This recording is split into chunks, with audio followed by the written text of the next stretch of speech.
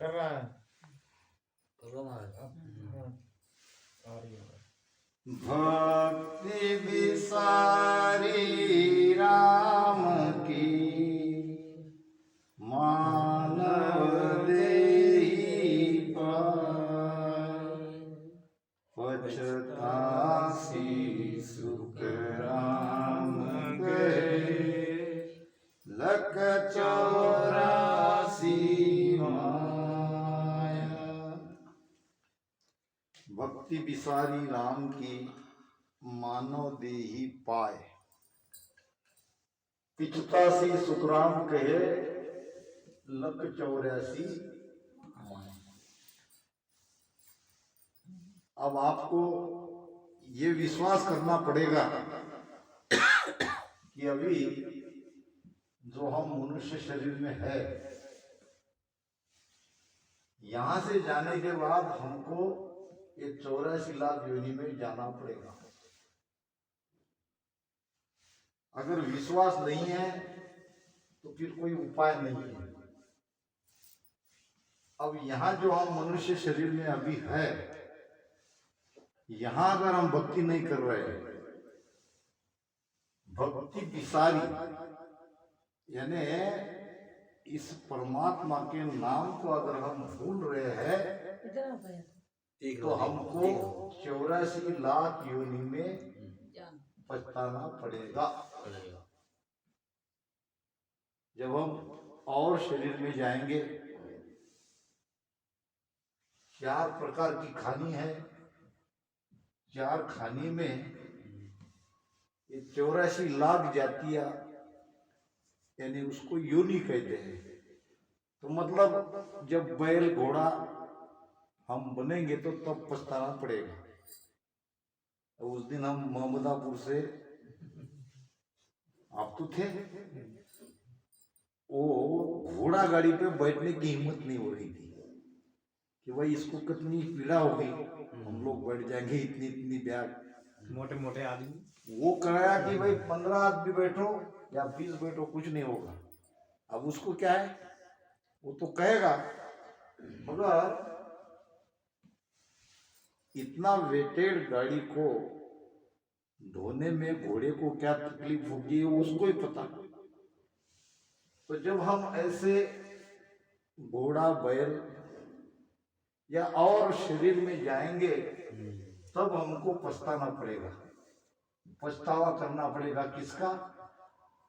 अगर हम भक्ति करते तो दोबारा ये जन्म ही नहीं लेते, या तो मनुष्य से मनुष्य बनते या हम अमरलोक में चले जाते। तो महाराज कह रहे हैं अब हमारे लिए भक्ति विसारी राम की मानव देहि पाए, मनुष्य शरीर पाकर अगर हम भगवान को याद नहीं करते, भगवान को भूल जाते हैं तो हमको पछताना पड़ेगा, इसमें कोई शक नहीं। जन्म जन्म पछतातु मानव देह के काज, राम शिवर सुख राम के जो अवसर है आज। अब महाराज क्या कह रहे हैं कि ये जो हमें मनुष्य शरीर मिला है, ये बहुत तकलीफ से मिला है, बहुत पछतावा करने पर मिला है। जन्म जन्म में जो जो शरीर हमको मिला, वो शरीर में जाके हमने पछताया कि भक्ति की होती, भजन किया होता, बहुत अच्छा रहता। जन्म जन्म पछताओ तो मानव देह के काज, कि हमें दोबारा मनुष्य शरीर में भेजो। हमने पछतावा किया, भगवान से प्रार्थना करी, तब हमको ये मनुष्य शरीर मिला है। महाराज कहते हैं भटकत भटकत नीत मिलो है, मानव तन अवतारा। यानी भटकते भटकते भटकते कितनी बार हम जन्मे, कितनी बार हमारी मृत्यु हुई, इसका कोई वार पार नहीं। जन्म जन्म पछताओ तो मानव देह के काज, राम सिमर सुख राम कहे यो अवसर है आज। क्या कह रहे महाराज? भगवान का भजन करो, सिमर नाम। हमको परमात्मा का विस्मरण हुआ है। विस्मरण समझते हो? भूल गए। विस्मरण हुआ है, आप स्मरण करो, उसको याद करो। स्मरण यानी याद।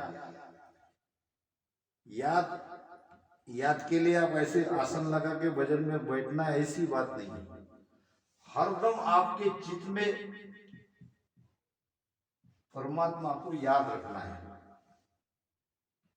जैसे आप अपने घर को भूलते हो, कहीं गए, कितने भी दिन गए तो घर याद आए ना, क्योंकि वो आपके अंदर, आपके हृदय में, आपके चित्त में बैठा है। इसी प्रकार परमात्मा के इस नाम को याद करो, याद करते रहो। समय मिलेगा तो बैठ के भजन करो, समय नहीं मिला, अब मान लो 5 मिनट आपके पास है, गाड़ी वेट कर रहे हैं, तो उसी 5 मिनट में भजन कर दो, राम राम राम राम राम राम, अंदर के अंदर, किसी को दिखे भी नहीं। तो महाराज कहते हैं, राम सिमर सुख राम कहे यो अवसर है आज। अभी आपको ये समय मिला है। अवसर नाम समय, मौका। अभी आपको ये अवसर मिला है, इसको अब गंवाओ मत। वैसे आप कई अवसर गंवा चुके हो ऑलरेडी। अभी तक कितनी बार हमारा जन्म हुआ है, कितनी बार हम मरे हैं, इसका कोई अता पता नहीं है। अनगिनत बार। तो अभी ये दोबारा हमें मौका आया है भजन करने का, भक्ति करने का। कहीं तो भी हमको इसके बारे में सोचना पड़ेगा, रुकना पड़ेगा। एक राजा था और राजा के पास एक गरीब व्यक्ति आया, कहने लगा मैं बहुत गरीब हूं, मेरी कुछ मदद कीजिए। राजा ने कहा क्या मदद करूं, क्या चाहते हो बोलो। उसने कहा मैं तो एक साधारण सा काम करने वाला हूं, खेती किसानी में। अगर देना ही है तो कुछ बीघे मुझे जमीन दे दो, उसमें मेहनत करूंगा और खेती में मेरा पूरा गुजारा हो जाएगा। तो राजा ने कहा कितनी चाहिए? तो आप मालिक हो, कितनी भी दो, जो दोगे वो मैं ले लूंगा। तो राजा ने क्या कहा कि यहां से तुम जितनी दूर भाग सकते हो उतनी दूर भागो, मगर ध्यान रहे दिन ढलने के पहले मेरे पास आ जाना। यानी सूर्योदय से सूर्यास्त तक तुम अगर मेरे पास आ गए, जितना किलोमीटर आप भागे हो उतनी सारी जमीन तुम्हारी। क्या कहा उसको? तुम जितना भाग सकते हो, दौड़ सकते हो, उतना दौड़ो। जितनी ज्यादा दूर जाओगे उतनी जमीन तुम्हारी, मगर दिन ढलने के पहले मेरे पास आ जाना चाहिए। तुम कहाँ तक दौड़े हो ये मुझे समझना चाहिए, तुम्हारे नाम से उतनी जमीन कर दूंगा।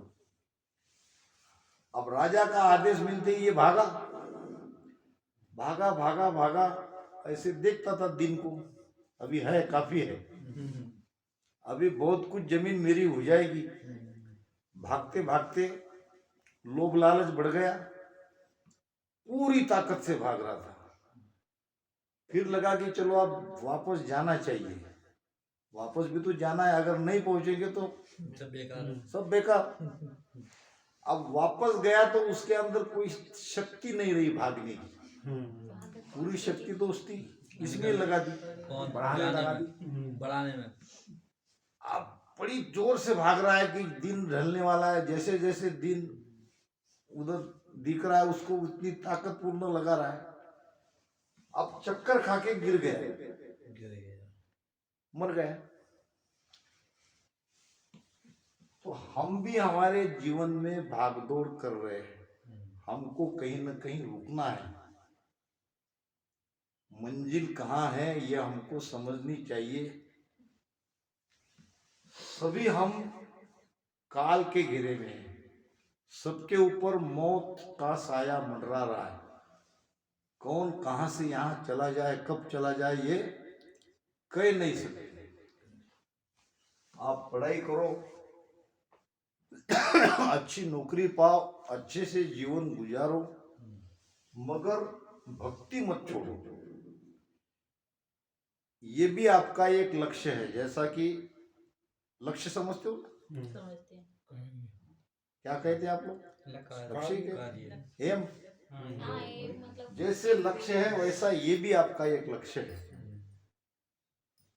अब इसमें कोई ज्यादा आपको कोई ज्ञान पढ़ने की जरूरत है, ज्यादा समझने की जरूरत है, बिल्कुल। ये जो हमारी श्वासा ऑटोमेटिक आ रही है जा रही है, खाली उसमें ध्यान लगाना है। कुछ कोई अलग प्रेशर वजन में नहीं लाना है। 10 मिनट से करो, मगर इसमें कंटिन्यूटी होना। महाराज कहते हैं कि ररो ममो बिच भेद विचारे तजदे फेर मिलावे, के सुखराम सुनो सब कोई साध गत कभी न पावे। यानी आज कर लिया, फिर 2 दिन नहीं किए, फिर और बैठ गए भजन को, फिर 8 दिन याद ही नहीं किया, फिर कोई आ गया सत्संग हो गई, चलो हम भी कर लेते हैं। ये नहीं। हमारे गुरु महाराज कहते थे कि 2 टाइम जैसे आप भोजन करते हो, भोजन छोड़ते हो क्या? नहीं समझते। बुखार आया तो कम खाते होंगे, मगर भोजन तो करते ही ना। करने पड़ेगा। वो भोजन में भजन जोड़ दो, भोजन में। भजन जोड़ दो। जैसे आप भूखे नहीं रह सकते, वैसे आप बिना भजन के रहो मत। टाइम उसका कर लो आप, 15 मिनट करना है, 10 मिनट करना है तो भी चलेगा। करो भगवान को याद करो। अब इससे होगा क्या? इससे आपका ये फायदा होगा, कुछ कुछ बातें जीवन में आपको अनुभव में आएगी कि आपका जो भी कोई आपने सोचा होगा क्या बनना है। अब इसमें तो काफी कंपटीशन है ही ना। एक एक मार्क से, आधे आधे मार्क से वो आपको जो पोस्ट मिलने वाली है वो दूसरा कोई छीन सकता है। ये क्यों होता है? भाग्य का कारण। कहते हमारे भाग में नहीं था। हमारे भाग्य में नहीं था। भाग्य कैसे बनता है? जो चीज हमारे भाग्य में नहीं है उसको कैसे लाए? महाराज कहते हैं, सदगुरु सुखराम जी महाराज, सतपुरा शारी तो मेरे गेब की, सतपुरा शारी तो मेरे गेब की, केर गेब होय जावे बे, कर्म हुणारत दोनों धूजे, काल निकट नहीं आवे बे, काल निकट नहीं आवे बे। क्या कह रहे हैं महाराज? सत्पुरुष को जिसकी भीतर की यात्रा पूरी हो चुकी है या होने वाली है, जिसने भीतर के आत्मा को जान लिया, वो है सत्पुरुष। अब ऐसे सत्पुरुष की मेहर समझते हो, कृपा, ये गेबाव होती है। गेबाव यानी गुप्त। इनकी मेहर गेबाव होती है। आप राम राम लेते ही आपके साथ में गुरु महाराज की एक कृपा रूपी एक बहुत बड़ा आधार आपके साथ रहता है, जो आपको हर तरह से आपकी वो रक्षा करता है। सतपुरा शायरी मेर केव की केर गेब हो जावे वे। उसकी कुमेर भी गुप्त होती है, उसकी मेहर भी गुप्त होती है, पता नहीं चलता मगर होती है। अब क्या करोगे, अगर एक मार्ग से आपकी नौकरी जा रही है, कोई दूसरा छीन के ले जा रहा है, तो वहां तो आपको निराश होना पड़ेगा। ये क्यों हुआ? तो कर्म के कारण हुआ। कर्म यानी भाग्य। भाग्य बदला जा सकता है, भाग्य बदलता है कर्म से। कुछ कर्म करो अच्छे, तभी तो भाग्य बदलेगा। जो चीज हम इतनी तकलीफ से कोशिश करने पर भी अगर मिल नहीं रही है, तो आपको आपका भाग्य बदलना पड़ेगा। आप ही आपके कर्म के विधाता हो। यानी किसी और की जरूरत है आधार की, आपसे नहीं जम रहा है, ये गुरु महाराज आपको बहुत बड़ी ताकत दे सकते हैं। मैं ये नहीं कह रहा हूं कि आप रामश्री बन के भजन करने लग गए और सब कुछ आपका भाग्य बदल जाएगा। जब ऐसी स्थिति होगी, जब मामला नजदीक आएगा, तब आपको गुरु महाराज का पराक्रम क्या है, उसकी सत्ता क्या है, इसका पता चलेगा। तो कर्म क्या करना है? तो कर्म भजन ही करना है। जैसे जैसे आप भजन कर रहे हो, वैसे वैसे आपके कर्म के चक्कर, ये भी, इसमें भी बहुत बड़ा बदलाव आ रहा है। जो चीज आपके भाग्य में नहीं थी, वो भी चीज होने जा रही है। भाग्य आपका बदल रहा है, भजन से भाग्य बदलता है। तो महाराज कहते हैं, जन्म जन्म पछताव तो मानव देह के काज, राम सिमर सुखराम कहे यो अवसर है आज। लख 84 भटक कर नरतन पायो नी, सुख राम राम शिव रे नहीं, तो पशुआ पंछी की। अब इसको अच्छे से समझो, क्या कह रहे महाराज? लख 84 भटक कर नर्तन पायो नीट। नीट यानी क्या? नीट कहते हैं गिना चुना। और क्या कहेंगे इसको हिंदी में? रुपये हमारे पास है, गिने चुने हैं, क्या कहेंगे आप उसको? और दूसरे शब्द में, हमको 77 करोड़ 76 लाख श्वासा मिली है, गिनी चुनी। गिनी चुनी क्या कहेंगे इसको? गिनी चुनी। इतनी ही हमारी कुल आयु है। 84 लाख योनि भटकने के बाद कितने साल में? 43 लाख 20 हजार साल के बाद हमें ये मनुष्य शरीर मिला है। अब अगर चला गया ये मौका, तो कब मिलेगा? 43 लाख 20 हजार साल के बाद। कहाँ मिलेगा इसका पता नहीं। विदेश में मिल गया, जहां भक्ति नहीं है तो वो भी मौका गया। भरतखंड में मनुष्य शरीर मिलना ये तो बहुत बड़े भाग्य की निशानी है। हमारा बहुत बड़ा भाग्य रहा होगा कि हम मनुष्य शरीर लेके इस भरतखंड में आए। अब उसमें भी तुम्हारी भूमि तो बहुत पवित्र है, राजस्थान है, उत्तर प्रदेश है, क्योंकि यहाँ सारे अवतार हुए हैं। ये यूपी बहुत प्रसिद्ध है, बहुत पवित्र भूमि है। अब उसमें आपका जन्म हुआ है। तो महाराज कह रहे हैं लक 84 भटक कर, ये 84 लाख योनि में भटकते भटकते, यानी अब इसमें भी अलग अलग प्रकार है, इस शरीर से उस शरीर में, उस शरीर से उस शरीर में। अब मनुष्य छोड़ के पशु के शरीर में गए तो वहां कोई जीवन नहीं है, यानी दूसरे के स्वाधीन हमारा जीवन होता है।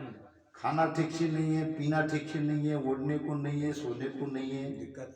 जहाँ जो मिला वो खा लिया, या जैसे मालिक ने दिया तो ठीक है, नहीं दिया तो मांगने की भी जगह नहीं। यहाँ क्या कहा मैंने हमारी बेटी को, मुझे ये भोजन चाहिए, मांगा ना मैंने।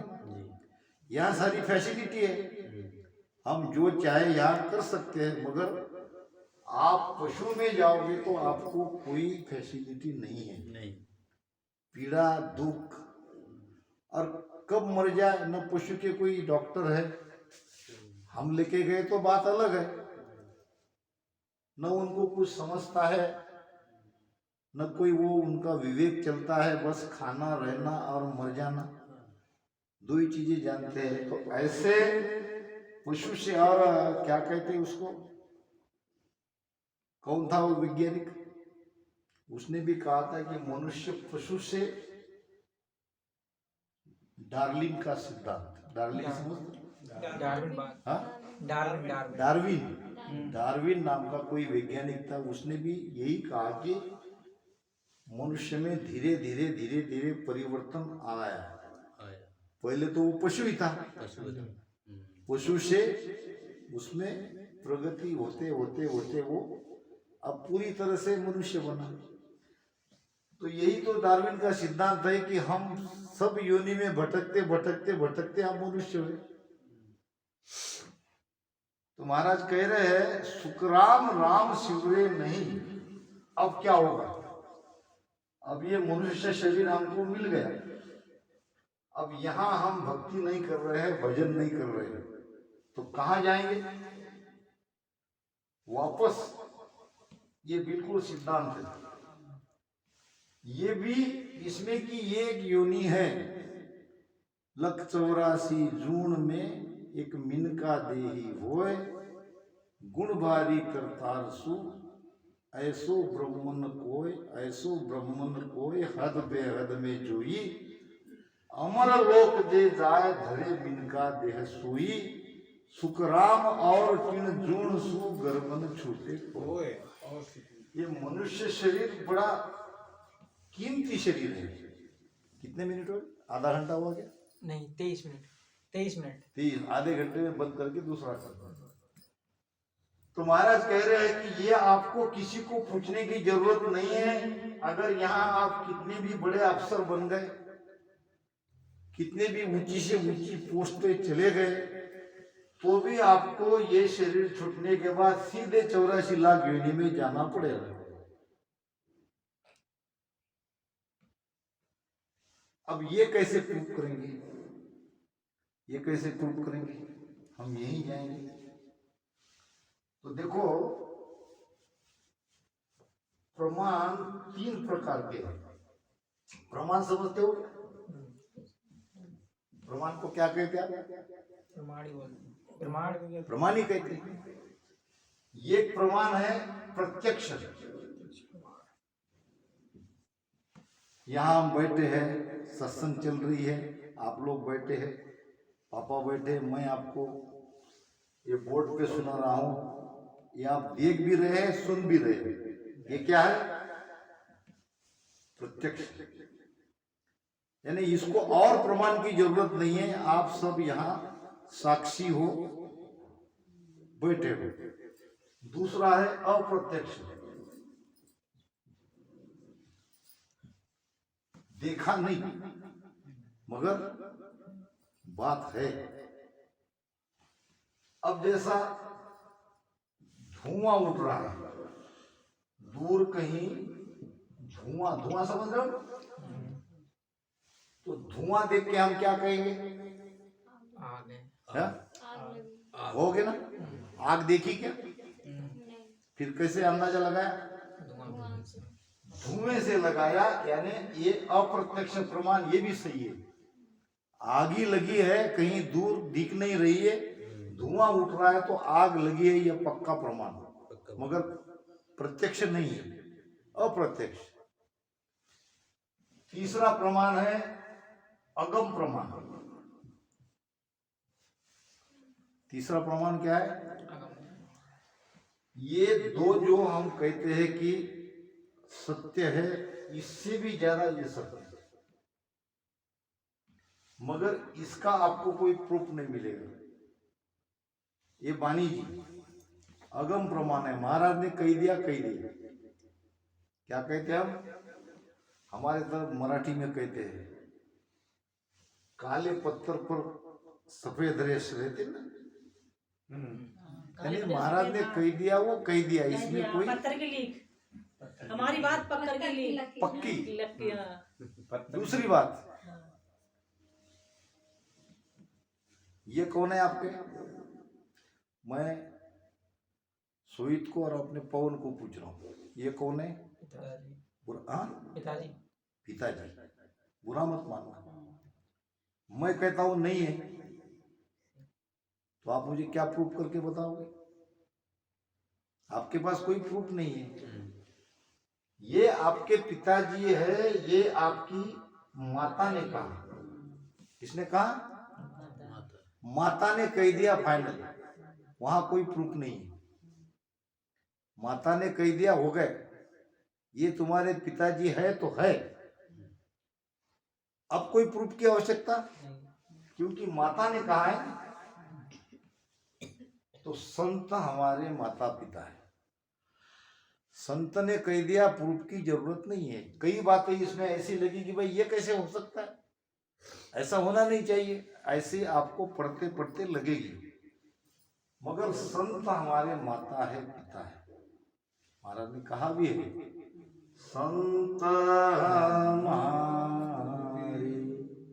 मात पिता है, कहे ज्ञान सब गास, राम राम कहे ज्ञान सब गास, के सुख देव जी चरणार तेरो, के सुख देव जी चरणार तेरो, प्रभु जी तारे माने आज, प्रभु जी तारे माने आज,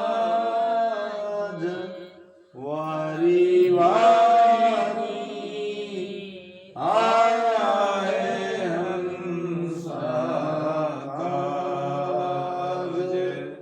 संत हमारे माता पिता है, कहे ज्ञान सब गाज। गाज नाम गर्जना करके गरज रहे संत, उनके वचन एक प्रकार से हमारे लिए गरजना ही है। तो ये है अगम प्रमाण, जो इन दो प्रमाणों से भी सत्य है। एक प्रत्यक्ष प्रमाण भी आपका झूठ हो सकता है। जैसे एक 60 साल का बूढ़ा व्यक्ति पैदल जा रहा था और इसके साथ में एक 20 साल की लड़की थी, आपको देख रहा है।